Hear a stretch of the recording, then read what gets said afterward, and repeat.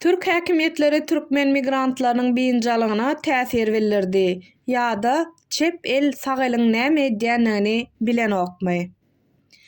Şu günler türkmen migrant işçileri, talipler we Türkiýede ýaşaýan maşgalalar pasportlaryň uzaldylmagy we bu ýurtda ýaşamagy kanunlaşdyrmagyň zerurlygy bilen baglanşykly düşünşmezlikler we soraglar sebäpli gapma-garşylykly duýgulary başdan geçirýärler. Habar berişimiz ýaly 29 martda Türk Migrasiýa Hyzmatlary biometrik pasportlaryň möhleti geçen ýöne 2024-nji ýylyň dekabr aýyna çenli uzaldylan konsullyk möhri bolan Türkmenistan raýatlaryna wagtlaýyn ýaşamak üçin ygtyýarnamanyň kimlik uzaldylmagy baradaky resmi namalary kabul etmekden ýüze öwrüp başlady. Bir näçe migrant dürli migrasiýa hyzmatlaryna muňa duş geldi. Bu habar köp habar beriş serişdeleri tarapyndan alyndy we sosial ulgamlarda gyzgalaňly çekişmeler başlandy. Bu habardan bir hepde geçip geçmäke Türk blogçysy Murat Erşahin öz YouTube sahypasyna Türk migrasiýasynyň uzaldylan möhletli pasportlary kabul edip başlandygyny habar berdi. 5 martda İstanbulyň Merkezi Migrasiýa bölümine çeşmemiziň habaryna görä,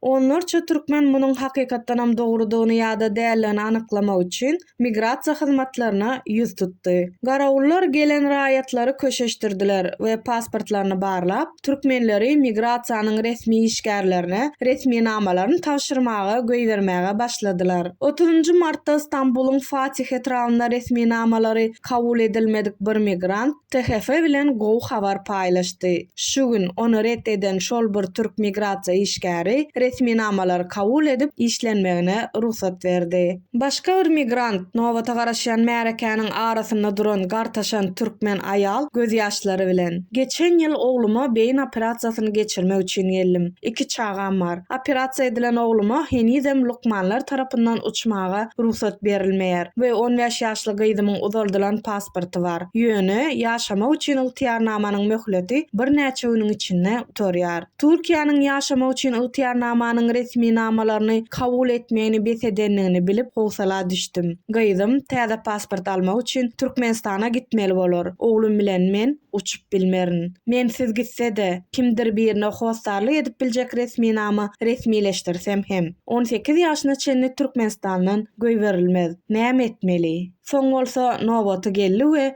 migrasiýanyň içine girdi. 34 ýaşly ýaş ýigit ozal Esenýurtda resmi namalary kabul edilmedi. Dünýene Esenýurda bardym we maňa resmi namalarymy merkezi migrasiýa tapşyrmalydygymy aýtdylar. Şeýdip şu gün resmi namalarym kabul edildi diýip aktivistimiz bilen paýlaşdy. Käbir synçylar Türkmenistanyna çep el sag eliň näme edýändigini bilen ok diýip hasaplaýarlar. Aslynda türkmen häkimetleri hünärleriniň ýoklugyny we vatandaşlaryň konstitusiýon haklaryna hormat goýmazlygyny daşary ýurtlaryň eýine atmagy dowam etdirýärler. Bu ýagdaýda türk häkimetleri hem türkmenleriň özleri ýaly öz paýyny alýarlar.